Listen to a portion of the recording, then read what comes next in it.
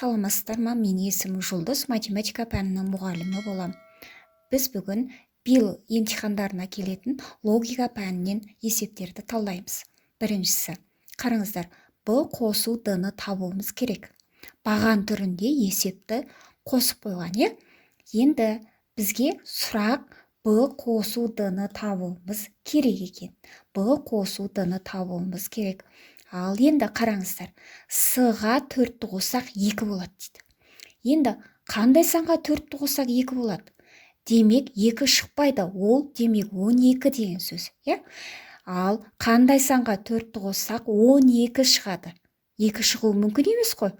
Сондықтан ол 8 болады.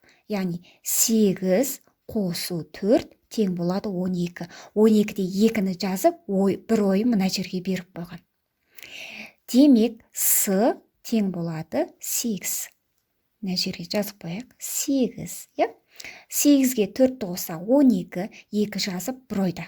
Енді қараңыздар, Б-ға Д-ны қоссақ, және ойдағы 1-ді қоссақ дейді, 1 шығады дейді. Демек, мына жерде Б қосу Д 0 болуы мүмкін емес.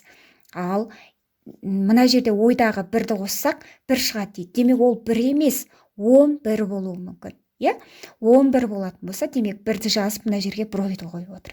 Демек, Б қосу Д тең болады 11. Ойдағы біреумен 11, қосу 1 тең 11. Енді келемізде, сұрақ бізге Б қосу Д-ны тап дейді. Ал Б қосу Д тең болады. Б-ға Д-ны қосып, оған 1-ді қоссақ 11 шықса, Б-ға Д-ны қоссақ, онда 11-ден 1-ді азайтамыз. Онда Б қосу Д тең болады 10 екен. Жауабы 10. А жауабы 10 болады.